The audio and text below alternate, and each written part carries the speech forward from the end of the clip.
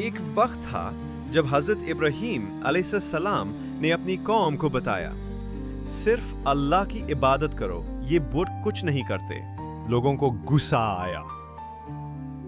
انہوں نے فیصلہ کیا، اسے جلتی ہوئی آگ میں ڈال دو۔ ایک بہت بڑی آگ جلائی گئی، اتنی بڑی کہ اس کے پاس جانے والا بھی جل جاتا۔ پھر حضرت ابراہیم علیہ السلام کو ایک منجا نیک سے اس آگ میں پھینک دیا گیا۔